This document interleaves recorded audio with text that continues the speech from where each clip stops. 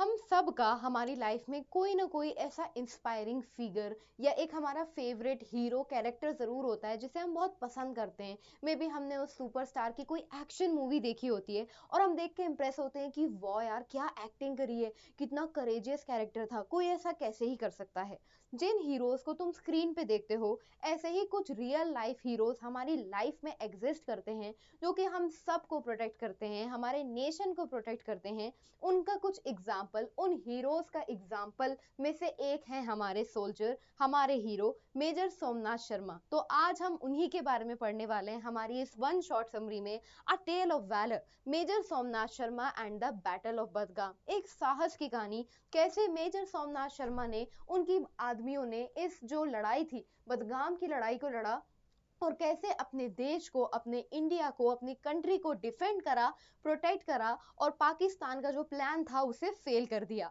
तो चलिए बिना किसी डिले के अपनी वीडियो की शुरुआत करते हैं। हमारी ये जो स्टोरी है ये किस बारे में है? This chapter is a tribute to Major Somnath Sharma, the first recipient of India's highest military award, the Paramvir Chakra. तो हमारा ये जो चैप्टर है, हमारा ये जो वीडियो है, ये चैप्टर एक ट्रिब्यूट है किसके बारे में? मेजर सोमनाथ शर्मा के लिए। मेजर सोमनाथ शर्मा एक ऐसे साहसी सोल्जर हैं, एक ऐसे वैलर सोल्जर हैं जिन्होंने अपने देश के लिए अपनी जान की कुर्बानी दी और ये एक ऐसे पहले सोल्जर बने जिनको सबसे हाई लेवल का मेडल अवार्ड दिया गया, मेडल से सम्मानित करा गया, जो कि है परमवीर चक्र। Now, it tells the inspiring story of his courage, leadership and sacrifice during the Battle of Badgam in 1947. तो ये जो चैप्टर है ये बताता है कि कैसे जब ये जो लड़ाई हो रही थी, जब ये जो जंग हो रही थी बदगाम की, कैसे उन्होंने साहस दिखाया, करेज दिखाया, एक प्रॉपर लीडर की तरह एक्ट करा, अपने आदमियों को लीड करा और अपनी कुर्बानी दी इस लड़ाई में जो कि 1947 में हुई थी। A battle that played a crucial role in protecting Kashmir and Srinagar for India. ये एक ऐसा बैटल जिसने एक बहुत ही इंपॉर्टेंट, एक बहुत ही क्रूशल रोल प्ले करा कश्मीर और श्रीनगर को प्रोटेक्ट करने में, जो कि आज इंडिया का हिस्सा है। ठीक है, अब हम स्टार्ट करते हैं हमारी चैप्टर की। ये हमारा एक ओवरव्यू था। Now let's study about Major Somnath Sharma. आपके एनसीईआरटी में पहले बैटल के बारे में बताया गया है, फिर मेजर सोमनाथ शर्मा के बारे में डिटेल्स दी गई हैं। इस वीडियो में पहले हम उनकी डिटेल्स पढ़ेंगे और फिर उसके बाद हम बैटल के बारे में पढ़ेंगे। Major Somnath Sharma was born on 31st January 1923, Dadh Kangra, Himachal Pradesh. तो मेजर सोमनाथ शर्मा का जन्म कहाँ होता है? हिमाचल प्रदेश, 31st जनवरी 1923 में होता है। He came from a family with a rich military tradition। होता है ना कि डॉक्टर का बेटा डॉक्टर बन रहा है, तो वो भी एक ऐसी ही फैमिली से बिलोंग करते थे जहाँ एक रिच मिलिट्री ट्रेडिशन था। उनके ग्रैंडफादर, फादर साहब वगैरह भी मिलिट्री में रह चुके थे। His father, Major General Amarnath Sharma, served the nation with distinction, and young Somnath grew up listening to the brave story of the Mahabharata told by his grandfather। तो उनके जो फादर थे, जिनका नाम क्या था? अमरनाथ शर्मा। अमरनाथ शर्मा ने भी अपनी देश की बहुत ही काबिले तारीफ, बहुत ही बेहतर, डिस्टिंक्शन मतलब लाइक बहुत अलग हाई लेवल पे, बहुत ही लाइक नोटिसेबल वे में, काबिले तारीफ तरीके से उन्होंने अपनी देश की सेवा करी थी, अपने देश को सर्व करा था। और जब मेजर सोमनाथ शर्मा छोटे थे तो उन्हें एक ऐसा माहौल मिला था, उनके जो ग्रैंडफादर थे उन्हें महाभारत की कहानियां सुनाया करते थे, वैलरस टेल्स ऑफ महाभारत, जो कि उन्हें इंस्पायर करते थे। और तभी से उनके अंदर ये मोरल आता है, ये ड्यूटी आती है, ये डिसिप्लिन आता है। एक डिसिप्लिन इंसान एकदम से नहीं बनता है, बचपन से या बहुत टाइम से उसका कैरेक्टर शेप हो रहा होता है। हमें एक पॉइंट बाद पता चलता है, एक आईएएस उसी दिन आईएएस नहीं बन जाता है जिस दिन उसे टैग मिल जाता है, बल्कि वो रोज उस डिसिप्लिन, उस डेडिकेशन को फॉलो कर रहा होता है और सिर्फ हमें उस दिन वो सक्सेस दिखाई देती है और उसे हम ओवरनाइट सक्सेस बोल देते हैं। तो क्लियर है यहाँ तक? बढ़ते हैं फिलोसफिकल टॉपिक से। These stories inspired him a strong sense of duty, courage and patriotism. ये कहानियां उन्हें एक इंस्पिरेशन देती ही थी, जिनके अंदर, उनके अंदर वो वैल्यूज आई कि ड्यूटी क्या होता है, साहस क्या होता है, देशभक्ति क्या होती है। He studied at Sherwood College, Nainital and later trained at the Royalty Military College, Sandhurst. तो यहाँ इस तरीके से इन्होंने अपनी पढ़ाई करी, इन्होंने अपनी प्रॉपर ट्रेनिंग ली। Now in 1942 he was commissioned into the 19th Hyderabad regiment and and serve bravely during the World War 2। तो वो जो बैटल ऑफ बदगाम है वो उनकी पहली लड़ाई नहीं थी, इससे पहले भी उन्होंने बहुत सारी जगह पार्टिसिपेट करा था।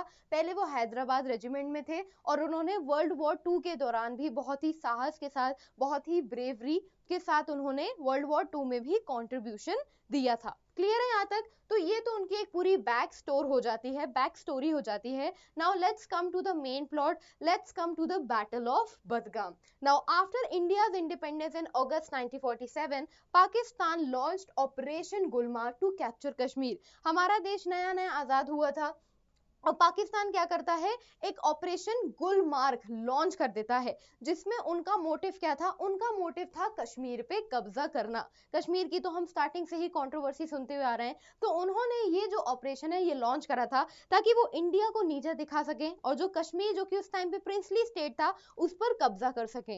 Hundreds of trained infiltrators entered the region with aim of seizing important location. तो हजारों में बहुत सारे जो इन्फिल्ट्रेटर्स हैं उन्हें ट्रेन करा गया, जिनको पूरी नॉलेज थी, उनकी ट्रेनिंग क्या है, उनको इक्विपमेंट्स की क्या जरूरत है, क्या स्ट्रेटेजिक लोकेशन है, उन्हें प्रॉपर्ली ट्रेन करके यहाँ भेजा गया। इंपॉर्टेंट लोकेशन बताई गई, एम बताया गया कि तुम्हें इन इन जगहों पर कब्जा करना है, स्पेशली द श्रीनगर एयरपोर्ट, जिसमें से एक उनकी सबसे इंपॉर्टेंट स्ट्रेटेजिक लोकेशन थी जो कि थी Srinagar airport. If the airport fell into the enemy hands, India would not be able to send troops and supplies to defend Kashmir. अगर एयरपोर्ट को उन्होंने कंट्रोल कर लिया तो जो वो ऐसे घुस रहे हैं, जो इन्फिल्ट्रेटर्स हैं, जो कितने सारे घुस रहे हैं, उनके लिए इजी हो जाएगा और इंडियन आर्मी को वो इक्विपमेंट्स नहीं मिल पाएंगे उनसे लड़ने के लिए, उनके कंट्रोल में आ जाएगा, वो कश्मीर गवर्नमेंट को ओवरथ्रो कर लेंगे और उस पर कंट्रोल कर लेंगे। बट ये उनका सिर्फ प्लान था, उन्हें नहीं पता था कि हमारे देश में भी मेजर सोमनाथ शर्मा बैठे हैं। ठीक है, therefore protecting Srinagar and its airport became extremely important. इसलिए श्रीनगर एयरपोर्ट को प्रोटेक्ट करना एक बहुत ही जरूरी हिस्सा बन जाता है उनके लिए।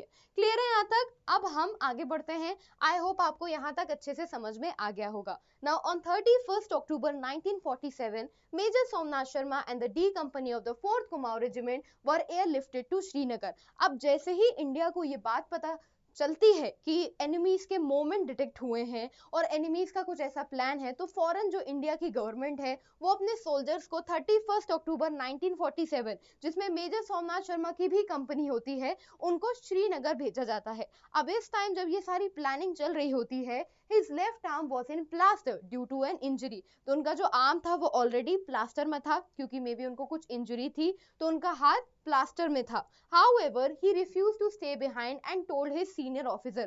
अब ऑलरेडी जो वॉर होती है, जो लड़ाई होती है, ये एक बहुत वल्नरेबल सिचुएशन होती है, आपको नहीं पता कब आपको कहाँ से कोई अटैक कर देगा। You need to defend yourself। कोई गोली चला दे, कोई बम फेंक दे, तो वो ऑलरेडी प्लास्टर में थे, वो ऑलरेडी इंजरी में थे, बट इसके भी बावजूद he was ready to go with his men। वो तैयार थे अपने देश को सर्व करने के लिए। तो उनको बोला जाता है कि मत जाओ, बट वो अपने सीनियर ऑफिसर से क्या कहते हैं? I know my men better than anyone else and if they are going into action they are not going in without me। कि मेरे आदमियों से बेहतर, मतलब जिन सोल्जर्स को वो लीड कर रहे थे, जिस ग्रुप का वो हिस्सा थे, वो क्या बोलते हैं कि मेरे आदमियों को मुझसे बेहतर कोई नहीं जान सकता है। अगर वो फील्ड में जा रहे हैं, अगर वो वॉर में जा रहे हैं, तो वो मेरे बगैर नहीं जाएंगे, वो मेरे साथ जाएंगे। ठीक है, मैं उन्हें अकेले नहीं जाने दूंगा। His determination reflected his deep commitment to his soldiers and the nation। ये वो शब्द हैं जो कि दिखाते हैं कि कैसे वो अपने देश को लेके कितना ज्यादा डेडिकेटेड थे, अपने सोल्जर को लेके एज अ लीडर कितना ज्यादा डेडिकेटेड थे। I hope it's clear to all of you. This is the picture of Major Somnath Sharma that you can see on the screen. Now let's move to the next slide. On 3rd November 1947, D Company was sent to patrol the village of Vadgam। अब 3 नवंबर को क्या होता है, Major Somnath Sharma की जो company होती है D company और उनके साथ और भी जो सोल्जर्स होते हैं, विलेज ऑफ बदगाम उन्हें भेजा जाता है असेस करने के लिए कि भाई क्या सिचुएशन है, एनिमी मूवमेंट्स हैं, क्या है क्या नहीं है। लोकेटेड नियर श्रीनगर एयरपोर्ट, जो कि श्रीनगर एयरपोर्ट के आसपास बना था। Throughout the morning, everything seemed peaceful, but the enemy had secretly gathered in the area। तो दिन भर तो एक अजीब सी शांति होती है, बट ऐसा कुछ खास देखने को नहीं मिलता है, ऐसा कुछ खास देखने को नहीं मिलता है। बट दुश्मन तो ऑलरेडी घुस चुके थे, वो छुपे हुए थे, बस वो कुछ एक्शन नहीं शो कर रहे थे जिस पे हमारी आर्मी को शक हो। As other Indian companies began returning to the other bases, Major's company was of only 90 soldiers remained behind. तो सब एक एक करके जब उनको कुछ ऐसा मिस्टीरियस नहीं दिखता है, कुछ ऐसा सस्पिशियस नहीं दिखता है, तो सब जाने लगते हैं, ठीक है, एक एक करके। और जैसे उन्हें बात पता चलती है कि वो सब जा रहे हैं, तो मेजर सोमनाथ शर्मा की आखिरी कंपनी बची होती है, जिसमें 90 सोल्जर्स होते हैं उनकी कंपनी में, जो कि बचे होते हैं, वो भी जा रहे होते हैं। अब यहाँ से आता है हमारी कहानी में twist. Seeing this opportunity, around 500 Pakistani backed infiltrator launched a massive attack। तो वो जैसे ही देखते हैं कि अरे ये तो बस 90 इंडियन सोल्जर हैं, हम तो 500 हैं, तो चलो अब हम अटैक कर देते हैं। ये 90 कितना ही कर लेंगे, हम तो 500 हैं ना, हमें कितना डिफेंड कर लेंगे, तो वो अटैक कर देते हैं। The Indian soldiers were greatly outnumbered. जो इंडियन सोल्जर्स थे वो बहुत बुरी तरीके से आउटनंबर्ड हो जाते हैं। ऑब्वियस सी बात है भाई, मतलब 100 का 100 भी नहीं है, 90 का 500 है, तो वो बुरी तरीके से लाइक नंबर्स में कम हो जाते हैं, उन्हें घेर लिया जाता है। But they refuse to retreat. Major Somnath Sharma और उनके आदमी पीछे हटने को तैयार नहीं होते हैं।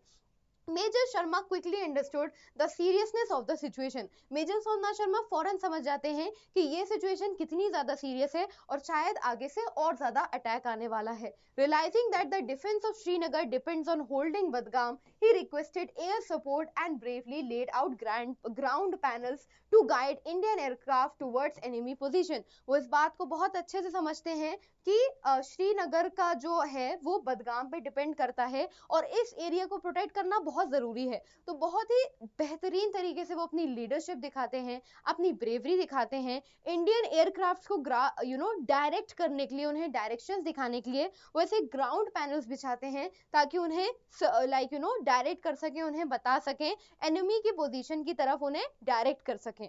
क्लियर है यहाँ तक? I hope it's clear to all of you. The air strike cause significant damage to the attackers but the battle continued fiercely. जो एयर स्ट्राइक है सिग्निफिकेंट डैमेज होता है, बट जो अटैकर्स हैं, जो बैटल है वो चलता रहता है। The sound of gunfire filled the valley as Major Sharma moved fearlessly across the battlefield, directing fires, firing magazine for machine gunners, encouraging his men and leading from the front despite his injured arm। तो बहुत ही बुरी तरीके से हाथापाई वाली, मतलब ये लड़ाई चल रही होती है, लोगों की चीखने चिल्लाने की आवाज आ रही होती है, हर जगह गोली चल रही होती है, धुआं सा उठा होता है। बट इतनी इंटेंस सिचुएशन के बावजूद मेजर सोमनाथ शर्मा बड़े ही कॉन्फिडेंटली, बड़े ही ब्रेवली एक्ट कर रहे होते हैं, एक लीडर की तरह अपने आदमियों को गाइड कर रहे होते हैं कि यहाँ गन चलाओ, ऐसे करो, ये करो, वो करो, एकदम लीड कर रहे होते हैं, मशीन गनर्स की हेल्प कर रहे होते हैं, कभी फायर कर रहे हैं, कभी मैगजीन्स को फायर कर रहे हैं, कभी गन भर रहे हैं, लोड कर रहे हैं। तो इस तरीके से बहुत ही ब्रेवरी के साथ वो इस फाइट को लीड कर रहे होते हैं। एज द बैटल इंटेंसिफाइड, अब ऑब्वियसली वो 90 हैं और वो 500, वो सब एक साथ अटैक कर रहे हैं, तो जो बैटल है वो और ज्यादा इंटेंस होने लगता है। D company began running dangerously low on ammunition. अब क्या होता है, उनके पास बंदूकें तो हैं, बट उसे लोड करने के लिए उनके पास बुलेट्स नहीं बची हैं, बॉम्ब्स नहीं बचे हैं, तो उनके पास वो भी खत्म होने लगते हैं। वो ऑब्वियसली उसे बैक टू बैक यूज कर रहे हैं, तो वो भी उनके पास खत्म होने लगते हैं। जैसे ही सीनियर्स को ये बात पता चलती है, brigade headquarter suggested that the company withdraw. तो वो क्या बोलते हैं कि देखो तुम लोग नंबर्स में भी कम हो, तुम्हारे पास अब गन्स वगैरह भी नहीं बची हैं, बुलेट्स भी नहीं बचे हैं, एम्यूनेशंस भी नहीं है, बम्स भी नहीं है, तो तुम लोग अब पीछे हट जाओ, सिचुएशन बहुत ज्यादा डेंजरस है।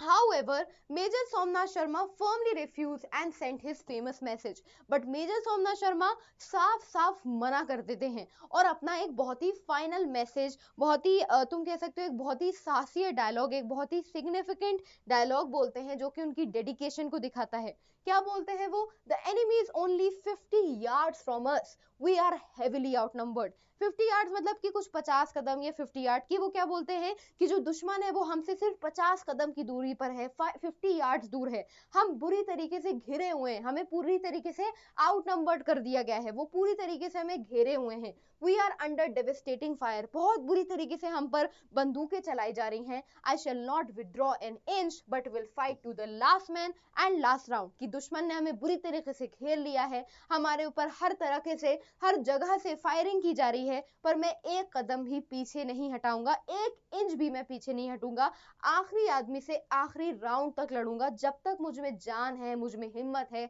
मैं इनसे लड़ूंगा। ये वर्ड्स दिखाते हैं मेजर सोमनाथ शर्मा के कि वो अपनी जॉब को लेके कितना ज्यादा डेडिकेटेड थे। A few minutes later while helping a machine gun operator loading ammunition, a mortar shell exploded near him and killed him instantly. तभी वो कुछ मिनट बाद एक मशीन गन ऑपरेटर को लोड करने में हेल्प कर रहे होते हैं, तभी उनके ऊपर एक मोर्टार शेल आके गिरता है और उसी टाइम इमीडिएटली उनकी डेथ हो जाती है।